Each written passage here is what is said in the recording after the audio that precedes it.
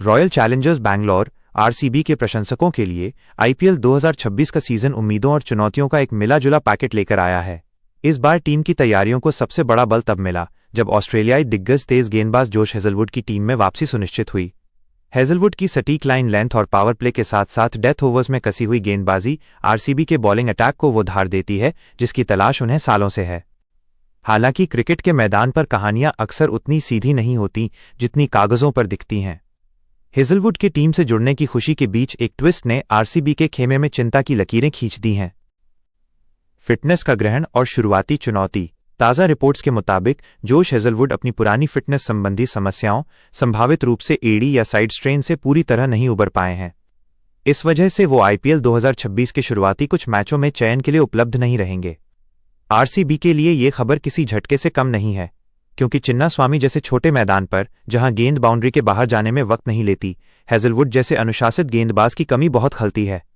उनकी अनुपस्थिति न केवल टीम के विकेट लेने की क्षमता को प्रभावित करती है, बल्कि कप्तान के लिए रणनीतिक विकल्प भी कम कर देती है।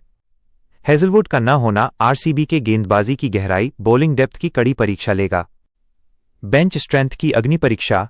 जब आपका मुख्य स्ट्राइक गेंदबाज बाहर होता है तो सारा दारोमदार युवा भारतीय तेज गेंदबाजों और विदेशी बैकअप खिलाड़ियों पर आ जाता है। आरसीबी के लिए अब यह देखना दिलचस्प होगा कि मोहम्मद सिराज पर दबाव।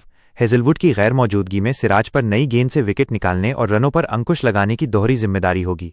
युवा प्रतिभाओं का उदय। क्या टीम के पास ऐसा कोई एक्स फैक्टर गेंदबाज है जो इस मौके को भुना सके? यह समय यश दयाल या किसी अन्य उभरते हुए खिलाड़ी के लिए अपनी पहचान बनाने का है। विदेशी संतुलन। हेजलवुड की जगह किसे प्लेइंग 11 में शामिल किया जाए, ये टीम मैनेजमेंट के लिए एक पहेली बन गई है। क्या वे एक अतिरिक्त ऑलराउंडर के साथ जाएंगे या किसी विशुद्ध विदेशी तेज गेंदबाज को मौका देंगे? वही पुरानी कहानी। आरसीबी के प्रशंसकों के लिए यह स्थिति कुछ सेम यानी पुरानी कहानी जैसी लग रही है।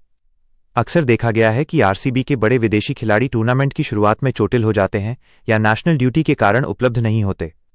पिछले कुछ सीजनों में भी ग्लेन मैक्सवेल और खुद हेजलवुड की फिटनेस टीम के लिए सिरदर्द बनी रही है। प्रशंसकों का डर यह है कि कहीं शुरुआती मैचों में मिली हार टीम के प्लेऑफ के समीकरण को फिर से न बिगाड़ दे। आरसीबी को अगर इस बार इतिहास रचना है तो उन्हें हेजलवुड के बिना भी हम जीत सकते हैं वाला आत्मविश्वास पैदा करना होगा। निष्कर्ष।